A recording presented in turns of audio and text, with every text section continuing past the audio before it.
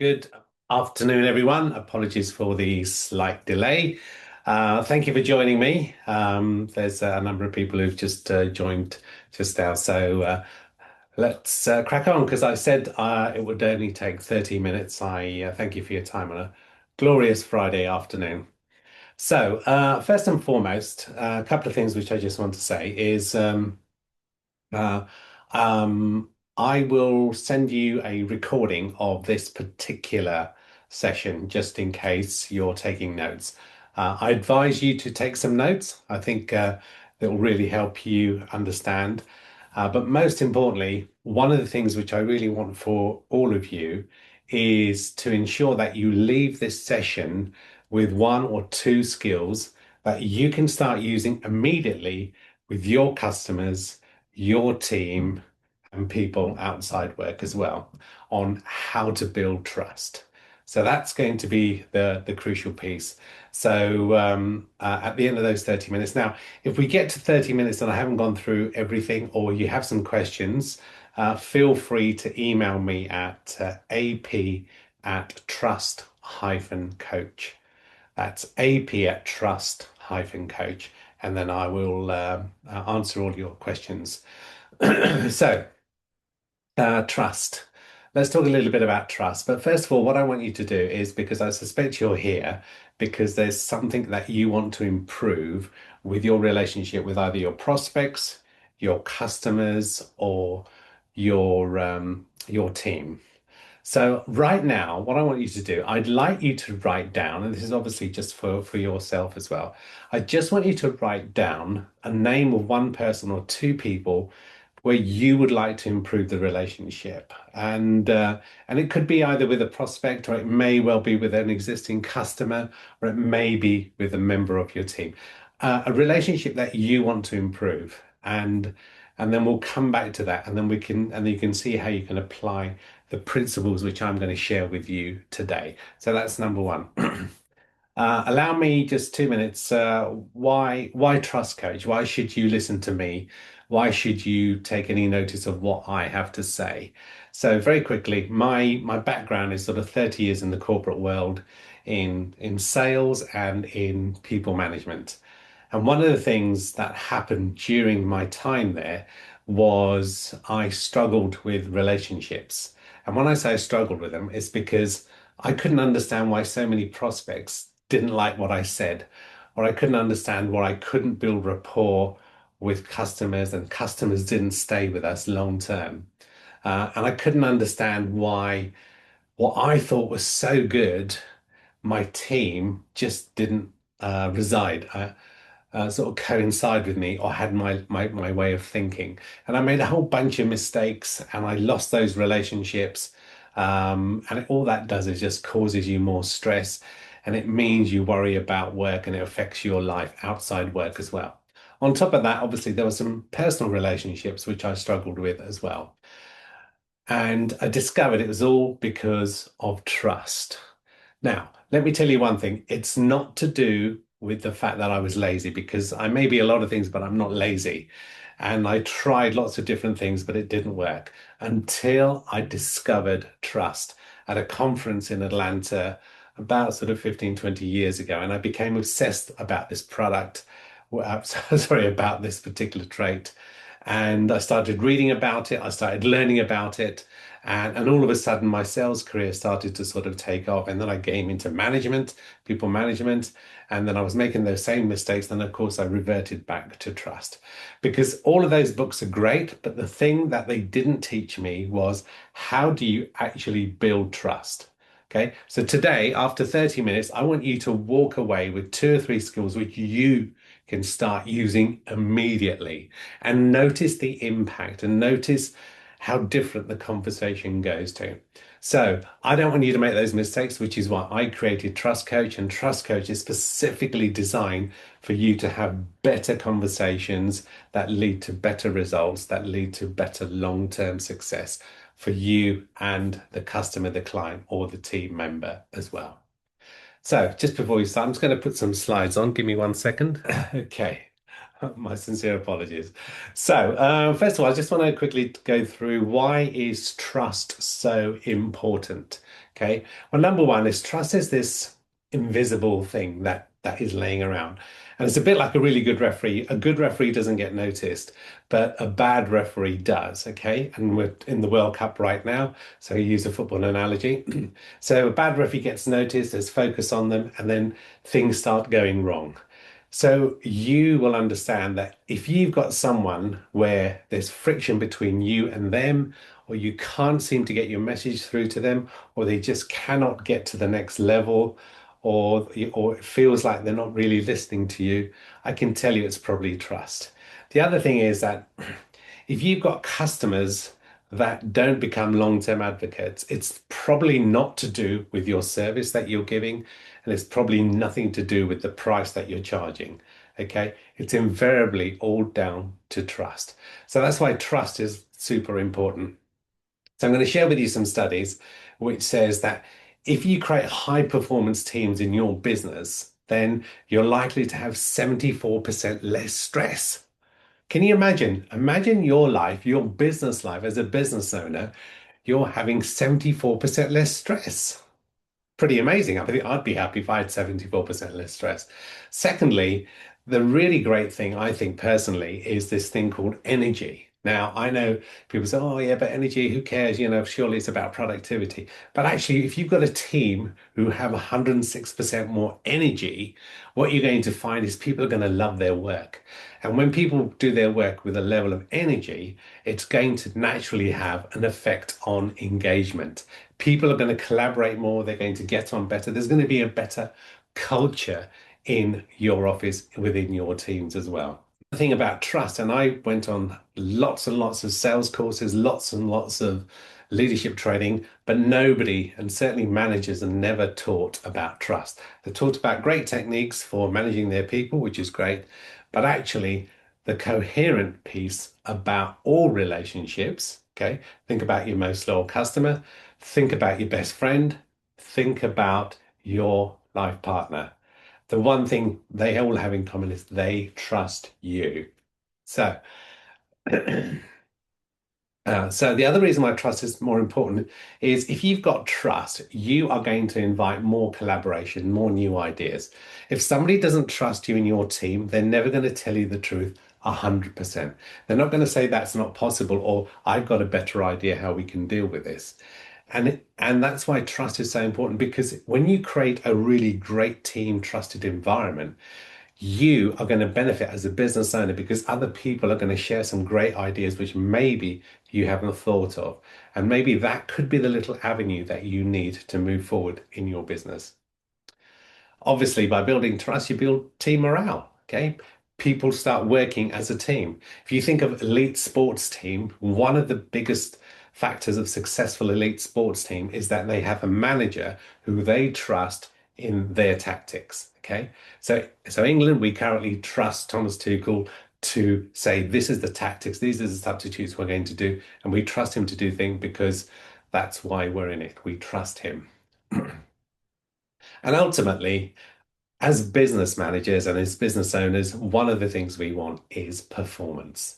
Okay. We want to trust our people so we know that if we give them a job, they're going to perform. But not only are they going to perform their task, they're going to do it willingly. And that's the biggest differentiation between somebody working and somebody working willingly.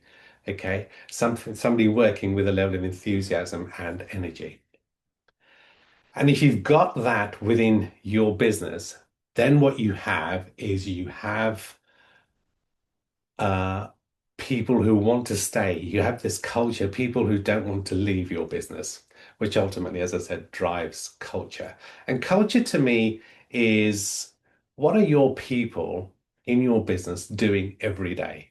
Okay. If they're working to a specific standard, if they're working to some level of timekeeping, if they're working towards collaboration, it's how people work in your business every day. And it will create a safe environment. So let me go on to a couple of other important points.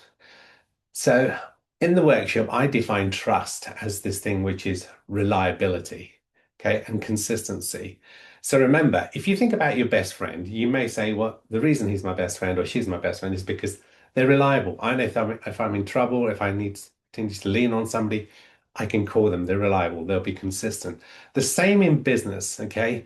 If you, as a manager, as a leader, you are performing consistently, you do what you say, people are going to look at you and look at you as someone that they trust. And trust ultimately is about caring. Okay. And that's businesses and that's brands. Okay. There are certain brands that I use. The reason is because I think that company really cares about its customers. I'll give you one quick story. Okay. I only wear Oakley sunglasses. I have done for 25 years. And the simple reason was one year my glasses broke. I sent them back and I said, oh, could you repair them for me and let me know what the cost is? They said, don't worry about the cost because we don't do that brand anymore, but here's £100 towards a new set. And I thought, wow, that's incredible. Instantly, they found a customer, but more importantly, I thought, now this is a brand I want to support because they take care and they care about how their customers feel. And ultimately, good trust, if there's a trust-based relationship, it's going to lead to honesty, it's going to lead to truth. So here's the thing. Trust is built in moments, in small moments, in repeated consistency. Now, in the workshop, one of the things I say, what you do, how you build trust is your ability to create this safe space. Okay. Once you've created this safe space, what that happens is that leads to an open conversation. Safety means someone is now willing to have an open conversation, which means you're going to get to the truth. Because when you created safety, it means that person doesn't feel judged by what they're going to tell you. They're going to be open with you and they're going to tell you the truth. And wouldn't it be great if you had prospects that told you the truth? Either, yes, we want to work with you, but we can't do so until the next budget, which is in 2 months' time, or we don't want to work with you, and this is the reason why, but we will definitely come back to you. I would rather hear the truth, okay? I would rather somebody say, yes, I want to work with you, or no, I don't want to work with you. Because what you don't want is somebody who doesn't feel there's a safe space. They're not necessarily going to say, we don't want to work with you, we do want to work with you. Is it going to lead you on and say, oh, yeah, we'll get back to you. Oh, yeah, sorry, I forgot. And all of a sudden, they've gone AWOL. You can't get hold of them. So it's important that you create this safe space. And once you create safe space, you create trust. And remember, even customers or prospects that don't want to work for you, but they felt safe with you, they're likely to access their network for people with your service. So there's a myth which is about how long does trust take, and people say, "Oh, trust takes years. It takes me a while to really trust somebody." But here's the truth, in my opinion. Okay, I believe trust is built in moments, not months, tiny little moments. And those moments, let's think about it as the trust bank account. Think about your trust bank account. Okay. And in your normal bank account, you'll be making deposits, and you'll be taking some withdrawals as well. But in the trust bank account, to me, it's about every little interaction. Now, when I say every little interaction, that's like the emails you write to your staff member, how you interact with them, how you greet them every morning, your consistency. And if you say you're going to do something that you follow through, small things like that. Quick CBI tip on that. They came up with some research that said only 12% of the business population, managers, leaders, owners, if they say they're going to do something, I'm going to send you a recording this afternoon that they do it. That's 12%. Imagine 12%. Okay. All of a sudden, that's going to put you in the minority and it's going to increase your trust bank account. So small deposits, keep them every day, little by little, and all of a sudden you build this strong balance. But trust can be broken, and it can be broken in a heartbeat, as we all know, because we've had instances where somebody has lied to us, somebody's misled us, somebody hasn't followed through, somebody offered us a bonus, and all of a sudden they said us they're not going to pay us. All of a sudden our trust goes down. Outside of work, somebody may have done some indiscretions on you, somebody you trusted, all of a sudden they've now gone off and done something else, and the trust has been broken. That means their withdrawal is wiped out, and now they're going to have to build with small deposit. So think about the trust bank account when you're interacting, not just when you're speaking to somebody, but when you're writing to somebody, how you're appearing in front of your team. Excuse me for 1 second. Hmm. Right. Are we doing for time? Good. Right. So I got 13 minutes. I want to share with you the three foundation pillars of trust. And when I learned these, I thought, oh my God, this is why those prospects hated me. This is why I couldn't find enough customers to stay with me long term. This is why I had a bad relationship with my team. Okay. So the number one pillar for the foundation of building trust is being present. I know what you're thinking. Being present, is that it? That's all you have to do, like just be present. Okay, well, being present is more complicated than it actually is, but I'm going to simplify it for you. Okay, because remember, especially now, attention is rare. Okay, so attention is rare for someone to really like pay attention to you. You pay real attention to somebody because we've got a watch that goes off, we've got a mobile phone that goes off, we've got a screen. Okay, so attention, people, if you're really paying attention, you're really being present with somebody, that's one of the most valuable things you can do as a leader. So first of all, rule number one, focus on the person or the group that you're conversing with. Just put everything down. Okay. Just focus on them. Put down all the distractions. If that's all you do, one of the things I say to groups is like, if you've got a mobile phone, even if you flip it over, so therefore somebody doesn't see the screen, if you don't see the screen, that's going to have a 30% impact. But if you actually take the phone and put it away into a bag and say, right, I want to pay attention, that's going to have a 60% perception impact. Imagine 60% perception impact. That means that person is thinking, oh gosh, this is really important because they put their phone away. So small things, focus on the person. Here's the thing I really struggled with, but I've got better, and that is do not interrupt that person.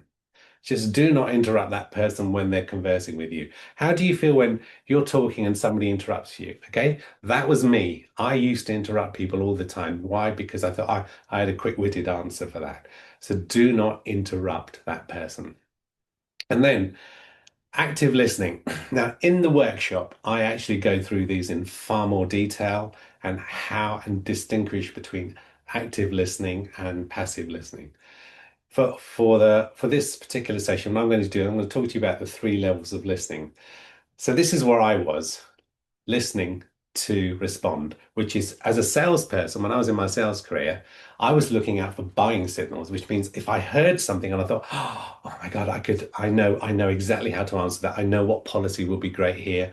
I know how much money I can make here. All of a sudden, if that is going on in your head, you have stopped being present because now you're not paying any attention to what else that person is saying.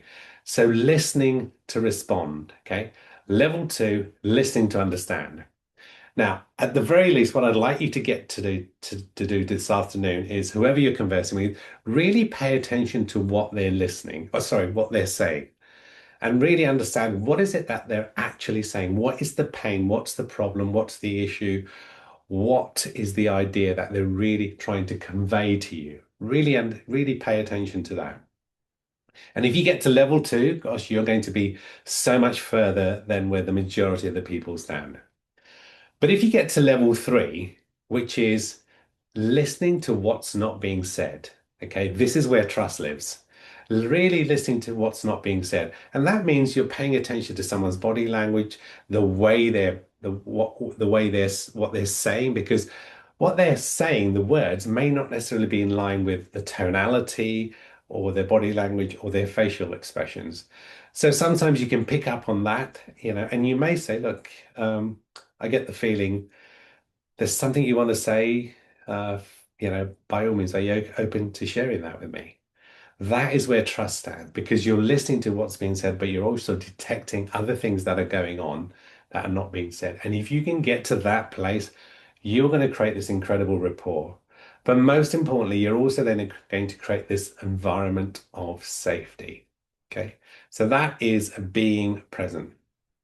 So how do we do that? Think about the one question rule. Well, number one, do not interrupt when somebody's speaking to you. So this afternoon, when you're speaking to some people, whether it's your team, customers, prospects, whoever, just don't interrupt them. Just do that. I found that hard personally, so I know it's a learned skill. Secondly, think about asking what a deeper question, just a deeper question, or reiterate what they've actually said so they get the point. So it could be, how are you feeling about this? Whether it's something that they're working on at the moment or something that they're struggling with. Or it could be, it sounds like there's something you want to say, okay? And would you be open to sharing that with me? Just something along that line. Not, could you tell me? Would you be open to sharing? And I want you to use the word open because open has this emotional effect as opposed to an instruction. Open is inviting. Open is asking for permission. So think about those points when you're attempting to be present with someone. So that's being present. Pillar number two is letting go of your agenda. Okay. Now, when we talk about letting go of your agenda, what we actually mean is you actually leading with your objectives, your ideas, your goals, and your advice. Okay. I'm going to tell you a very quick, short story about this, and that is when I was a young manager and I first inherited a team, a week into the job, I wrote this really lengthy email about what good looks like, what the future holds, how we're going to work, how we're going to behave, what we're going to do, you know, being on time means being 5 minutes early, not being on time means late. All of these things, make sure you have your breakfast before you start working, so we're not interrupting the flow. And these are all the things which we're going to do. And I sent that email thinking, wow, that's a really like inspirational email. They're going to love me. No, they're not going to love me at all. In fact, basically what happened was a week later, one of the senior members in the team, and bearing in mind this is a team I inherited, which were pretty good anyway, came up to me and said, that email you sent didn't really land very well. And basically what happened was everybody closed down. They weren't able to sort of speak to me. They weren't open with me. And they just said, it is what it is. And the one-to-ones were hard, they're difficult. Nobody would share anything with me. So I had to then put my hand up in a team meeting. I said, look, I'm so sorry. I just realized what I did.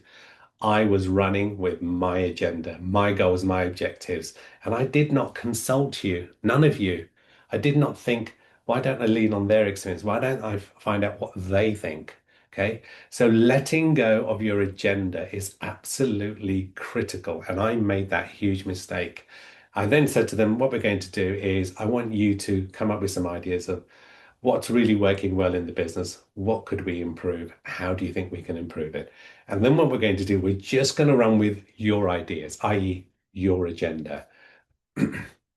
So here's my skill number two for today, and that is let go of your agenda. That's not to say like if you've got some things that you want to say that you don't say them, but focus on them. Start with their agenda. So it could be something like, what do you want to get out most today? One of the best things I ever did was when we had a team meeting, I always said to the team, let's listen to your points, your pains, what's working well. What do you want to discuss first today? And then we can get on to my stuff. Okay. Because that means you're saying my priority is you. And as a business leader or a business owner, your part of your job is to help them do their job better willingly. And you can do that by dropping your agenda and focusing on theirs. So that's number one was be present. Number two, let go of your agenda. And finally, pillar number three, assumptions, the impact of assumptions. Now, assumptions can lead, well, first of all, assumptions, we're judging, we're taking action without any evidence. Okay. So therefore, I assumed that this person wasn't capable of doing this particular project. I couldn't put this person in charge of people. This person's not ready to step up as a manager. Why? What evidence did I have? Okay. And when you take assumptions, basically what you're doing is it's this silent killer of trust. It breaks things down because people start think about people are probably making assumptions about you. You are maybe making assumptions about me, about my delivery, my style, whether the content I'm sharing with you makes sense or not. So, and the other thing about assumptions, the biggest problem with assumptions, it can often take the conversation into the wrong direction. And what I mean by that is I had a one-to-one with somebody and I said, "Oh, it sounds like you're really angry." Okay. Well, I thought she was really angry. And in fact, I didn't actually say it sounds like you're angry. I just thought, oh gosh, she's angry. She's always moaning. Okay. And then next week, the same thing was happening. And I said, look, sounds like you're really angry. But that's because that was my assumption. I had no proof other than the fact that she worked differently. She spoke differently to the other members of the teams, and I interpreted it as action. I made an assumption that she was angry, but actually she was frustrated. And she said, I'm not angry, I'm just frustrated because you said this part of the work the other department was going to do, and now they're not doing it. Now it's coming back to our department. I thought, oh, of course you're frustrated. I'd be frustrated. Maybe I might be angry as well.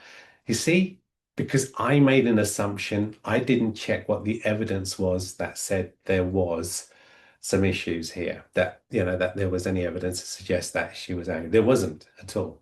So assumptions are the silent killer. So think about the assumptions you're making. So the way which we deal with assumptions is before you conclude, name that assumption. Okay, just name that assumption. So one of the assumptions I may have made is I assume that they're not trying hard enough. I assume this person, John here, is simply not trying hard enough. Okay. Then ask myself, well, what evidence do I have that John's not trying hard enough? I mean, is there any evidence? It's not like he's late all the time. It's not like he's missed deadlines on projects. Is there any, there's no real evidence here. And then what you could do, you can turn the assumption into a question, which is, yeah, is um, is John trying hard enough? Not, I'm assuming he's not trying. He is trying hard enough, and there is no evidence. Okay, or alternatively, you may made an assumption that Jenny here has got assumed she's got all the slides ready for this afternoon's presentation. Turn that into a question and ask Jenny, do you have the slides ready for today's presentation? Simple. You're not assuming, you're asking the question, and then all of a sudden there's some clarity there as well. And there's no uncomfortable situation. Because remember, assumptions can take you down to the wrong path. Okay. So I'm going to ask you a quick question, which is most people say, yes, I'm a trusted individual. But if I asked your team, do you trust your manager? What would they say? Okay. Here's a quick way of doing a self-audit. And this is just for you to keep privately. Number one is last month, have you broken a commitment? Okay. Said you were going to do something, but then didn't do it. Okay. Have you avoided a hard conversation? Okay. Those are easy to avoid because they're hard and sometimes we may delay them. Maybe that one-to-one, we push it back later or we speak to that difficult client later. Okay. And have you made assumptions? Okay. Often some of those hard conversations is because there are some assumptions linked to it as well. So that's a quick self-audit. So in summary, one of the most important things I want to tell you is trust is learnable. Okay, my life changed as soon as I discovered trust, and the conversations I'm having are completely different now, whether that be with customers or whether that be with my team. Okay, it's not a personality thing. Completely dismiss that for the fact. And remember, your team is watching you. They want you to believe in them. They want you to give them a reason of why you are the best leader possible. And you make those small deposits. And finally, those three pillars require intention. Okay. It's not complicated. Remember, be present. And if all you do by being present is just do not interrupt, you're going to get a long way. And if you allow them to completely speak, you're going to get a long way. You can drop your agenda, focus on their agenda because you will still get the opportunity to say what you want to say afterwards. Okay. And then finally, reduce those assumptions, reduce the judgments that you actually make. Well, we're just 2 minutes over. So if you have any questions, message me those at ap@trust-coach.com. One final question is if you liked what I said today, first of all, what I would ask you to do, try it out this afternoon. Try out some of those principles and those skills which I shared with you. If it's something you want to look at in deeper, what do we do here at Trust Coach is we work with small teams. We work them in-person workshops or we can do virtual workshops. But my first point is try it out. Like the things that I said, try it out, see what works. And if you feel now, oh, wow, actually the conversation is going differently, it's going differently indeed. So then feel free to contact me and then we can discuss what information, what workshops I do that could be suitable for your business to take it to the next level or your relationships to the next level. My apologies for going over time. Thank you so much for joining me today. And I will send out the recording of this session later on this afternoon. Have a good afternoon. Thank you for joining me.